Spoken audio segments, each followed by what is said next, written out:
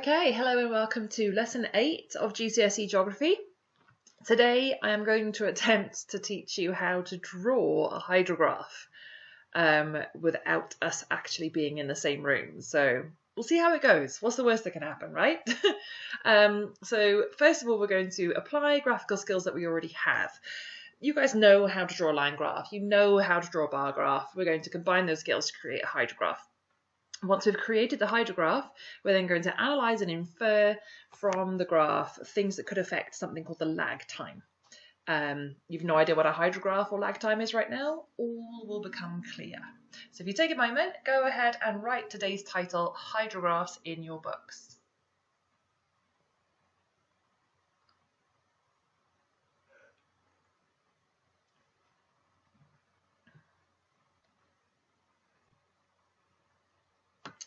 Okay, so what is a hydrograph? It's exactly what it says on the tin. Hydro means water.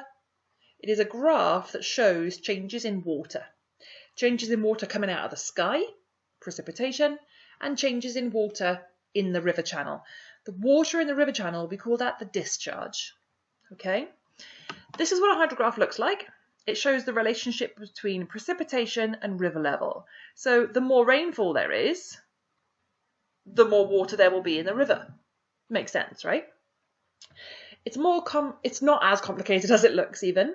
So what we've got along here, this is your time. Okay, now there's only actually 3 things on here that we really need to worry about. The first thing is this bottom dashed line here. This is what we call the base flow. This is the normal amount of water in the river on a day-to-day basis. Okay. Now, like I said, we measure the discharge, the amount of water in the river, we measure that in cumex, cubic meters per second. So if you stood on the side of the river, how many cubic meters of water would pass you every second? And that is plotted out on the inside of this axis here. Okay, discharge in cumex. So for this river, that's your base flow. The base flow doesn't really go above 10 or so cumex in the water at any one time. However, if it rains, if you get precipitation, that will change the base flow. There'll be more water in the river now. So here are the bars that represent precipitation. Okay, so it only rained for a short period of time, look. Now you'll notice on this axis, you've got 2 sets of numbers. The inside is the cumex, the water inside the river. The outside is the precipitation, the water coming out of the sky. Okay, in this case in millimeters. So normal river level, minding its own business. Water falls out of the sky. Okay, you get precipitation happening. So the base flow will change. And that's what this red line is. It basically shows you how the amount of water in the river changes in response to the fact that it's just rained. And obviously more water coming out of the sky, more water in the river. The discharge, the amount of water in the river increases. The rain stops. And the amount of water in the river decreases again back down to normal flow, back down to the base flow. Okay. The change in discharge in the river as a result of rainfall happening, we call that storm discharge. Okay, so you've got 3 things on a hydrograph. Normal discharge level in the river, day-to-day minding its own business. Rainfall comes out the sky, discharge level changes. Storm discharge level. Okay, base flow, precipitation, storm discharge. We're going to break it right down, and for a real storm event that happened in Port in 2004, we're going to draw our own hydrograph for that storm event. Before we do that, let's activate some prior knowledge on what makes a good graph. Now, this is not a hydrograph, this is a climate graph. What is wrong with this graph? There are several things that have been done incorrectly here or are missing altogether. Pause the video here a minute. In the back of your book, see if you can write a list of at least 5 things that should have been done differently here.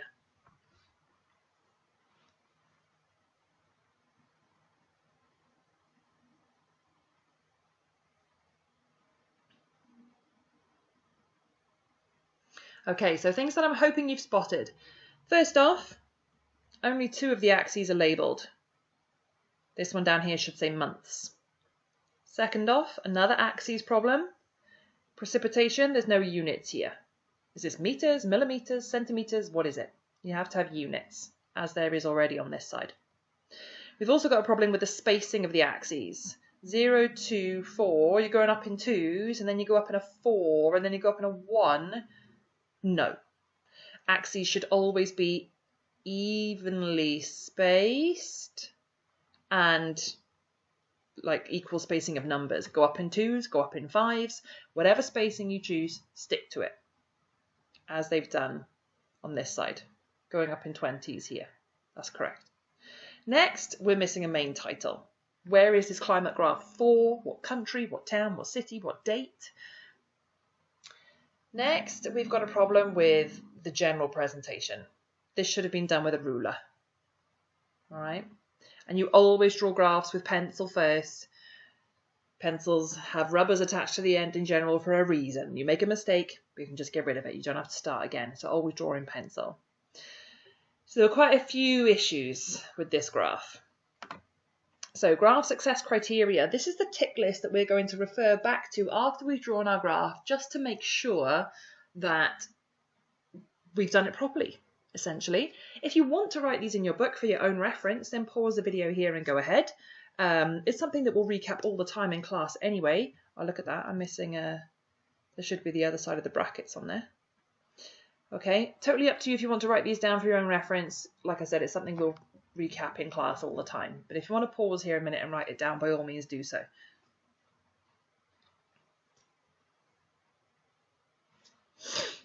Okay, right, then here's our data for the storm event that we are going to draw a hydrograph for. So you'll notice along the top, here's the time. This is 4 in the morning, 5 in the morning, 6 in the morning, all the way through to midday, 1, 2, 3 o'clock in the afternoon. So we're just going to create a hydrograph for a short space of time during one day. There's your base flow. Okay, the base flow, QMEX, meters cubed per second. So if you stood at the side of the River Delice on the 24th of April 2004 at 4 in the morning, there were 4 cubic meters of water passing where you were standing per second. Okay, and you'll notice the base flow, it fluctuates by a couple of cubic meters or so, but it's fairly constant. Then it rained. It hadn't started raining yet at 4 a.m. Rainfall started happening around 5 a.m, 6 a.m, reached its peak at 7 a.m, started to stop raining by 8, stopped raining by 9 in the morning. So it only rained for a few hours, but it did rain quite heavily. It doesn't say it here, these units are going to be in millimeters. As a result of this rainfall, the base flow changed. There's now more water in the river. That's the storm discharge. So you'll notice at the start here, storm discharge and the base flow are the same because the rainfall hasn't happened yet. Even when the rainfall starts though, look, the storm discharge is still the same as the base flow. I'm going to talk about why that is later on. That's the thing called the lag time that I mentioned in the aims.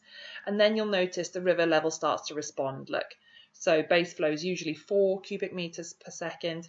It's up to 20 as a result of this rainfall. And it continues to increase for some time after the rainfall has actually stopped. You've still got the river trying to get rid of all that extra precipitation until eventually it comes back down to its base flow several hours later. So, job number 1, create the axes. Now, if you've got graph paper at home, great. If not, don't worry about it. Take a page turn sideways in your book to give yourself plenty of space. The axes along the bottom is going to be for time. All right, so space it out equally. Put the hours that we're plotting along the bottom and remember to label their axes. Okay, I haven't put every single hour in, but you should do all the way up to, you'll have 1500 hours in here. That's 3 o'clock in the afternoon. The other axes up the side. Okay, now you'll notice I've got the values on the inside.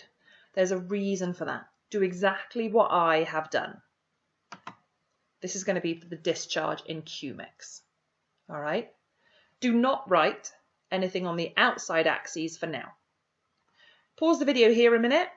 Set out your axes just like this. I suggest you space these a good few centimetres apart. Maybe even stretch this out almost up the whole side of the page and almost the whole bottom of the page. Better too much space than not enough when you're drawing a graph, and there is going to be quite a lot going on this graph. You do not need to copy out the data table. Just pause the video here, go ahead and draw out those axes.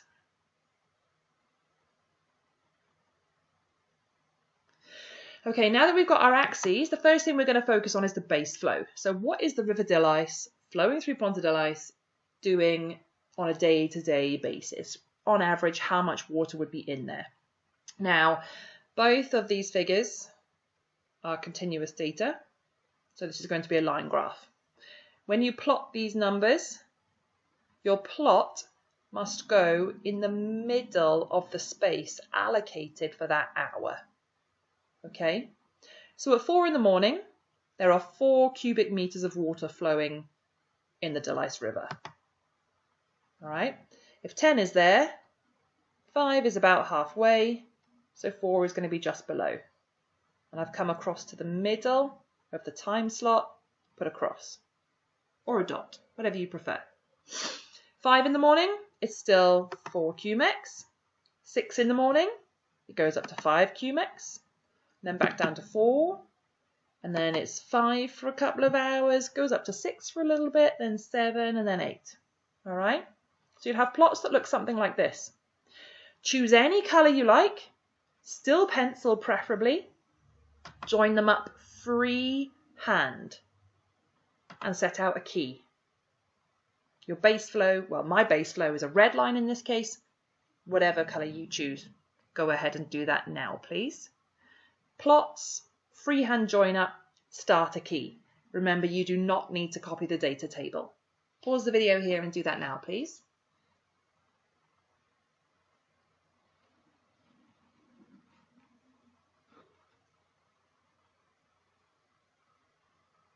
Okay, the next job, we're going to skip precipitation a minute, just because we need to change one of the axes to do that. And I don't want to confuse you with that just yet. We're going to skip straight ahead to the storm discharge. Okay, so how has the river changed in response to the rainfall that arrived for those few hours? So this is still measured in cubics because it's still to do with water inside the river. For the first few hours, it's the same as the base flow. And it's still, these are both continuous sets of data. Okay, so it's going to be another line graph. Your first few plots will overlap the base flow, because it's the same as the base flow. That's absolutely fine. As you move along and start plotting the other numbers, this is roughly what it will look like. And then again, any colour of your choice, join them up freehand. Okay, now I've tried to join these with my finger on my mouse pad on my laptop at home, so it's not the smoothest of lines. Try and make yours as smooth as possible, and whatever colour you've chosen, add it to your key. Okay, so storm discharge for me is in green. So pause the video here and go ahead and do that now.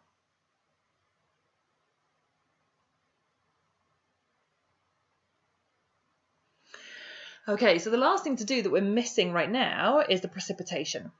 Now, as I showed you in the example at the start, there's actually 2 sides to this axis. The inside is all to do with the water in the river. Okay, your base flow and your storm discharge, which is measured in cubics. The outside is where your precipitation is at. Do not forget the units. Okay. Now, the amount of precipitation that fell each hour, the way that we collect rainfall data using a rainfall gauge, you stop the measurement at the end of each hour, which effectively, even though these are 2 sets of numerical data, so technically they're both continuous data, because you stop the measurement at the end of each time slot, it's not true continuous. So what I'm trying to say in a roundabout way is your precipitation is actually going to be a bar graph. But because it's 2 sets of numerical data, the bars are going to be touching. All right. So precipitation at 4 in the morning, it hasn't started raining yet. So do not draw a bar at all. I don't even want to see like a tiny little line. Just don't draw a bar at all. 5 in the morning, 10 millimeters has fallen. The crucial thing, make sure now that you are reading off the outside precipitation axes, not the inside river discharge axes. All right? And then do the same for 6 in the morning, 7 in the morning, 8 in the morning. And then it stops raining from 9 in the morning onwards. Do not draw any more bars. Just add a bit of blue to your key. Okay? Pause the video and go ahead and do that now, please.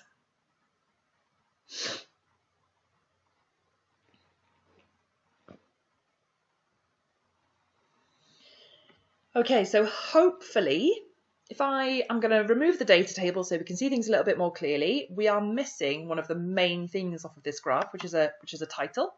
All right, this is a flood hydrograph for Ponta del Ice. Oh, typo.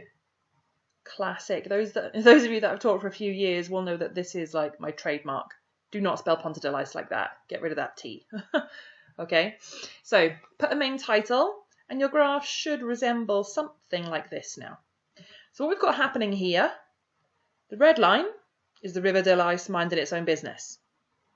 The green line is how the amount of water in the river changed as a result of this rainfall that happened for 4 hours that morning.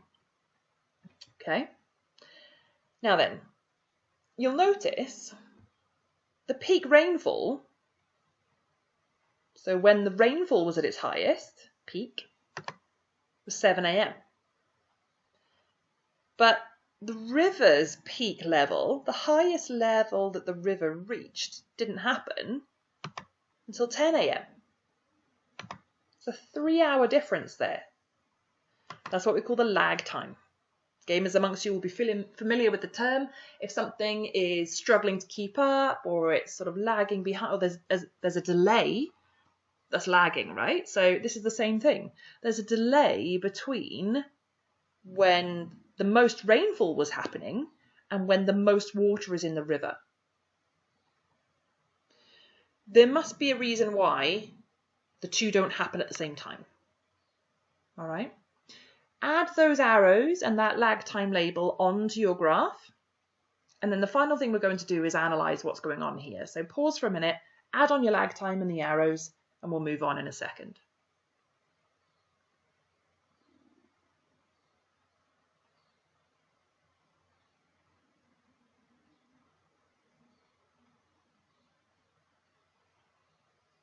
Okay, so now that your graph is looking like this, before we move on, just take a moment. Are all of your axes labelled? Do you have the main title? Do you have the key? Have you used a ruler? Did you do it all in pencil?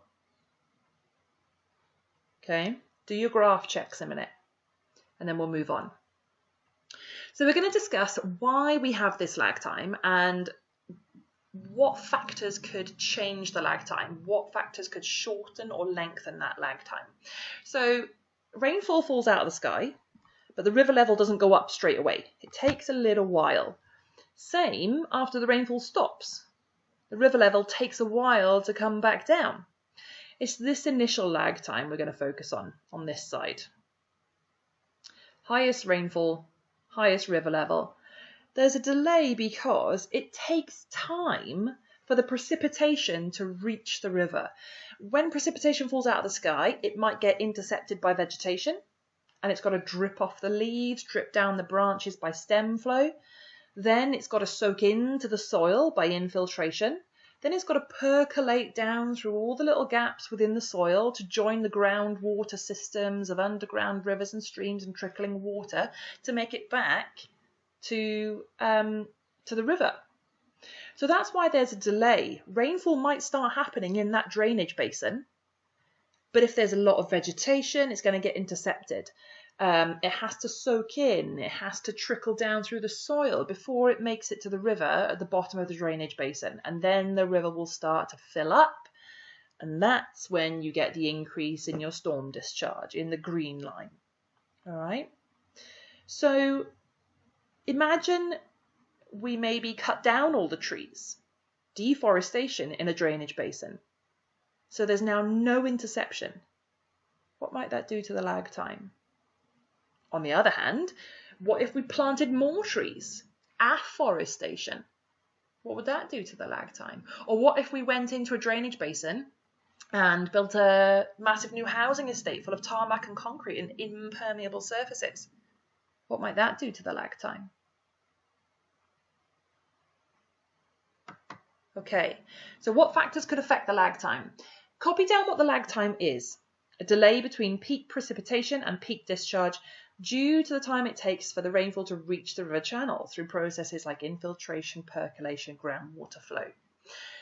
And then we're going to write a little explanation for two things that could increase or decrease the amount of time it takes for the river to respond, the amount of time it takes for the precipitation to reach the river. So say, for example, in an area, people planted lots of trees. It's called afforestation. So you've now got more interception. Okay, that would increase the lag time. It would take longer for the precipitation to reach the river. Conversely, if you put lots of impermeable surfaces all over the place, urbanization, the growth of a town or city, that will mean that the water will reach the river far more quickly. It will decrease the lag time. I'd like you to copy and complete these sentences, and I want to see lots of key terms like interception, infiltration, surface runoff, impermeable. Okay? Do your best to fill these two in. Try not to panic about getting things wrong or misunderstanding anything. Just a couple of sentences for both of these is fine. And as and when we do go back to school, I'll be taking your books into mark pretty much straight away, and I'll be checking all of this anyway. So please don't worry, just give it your best go.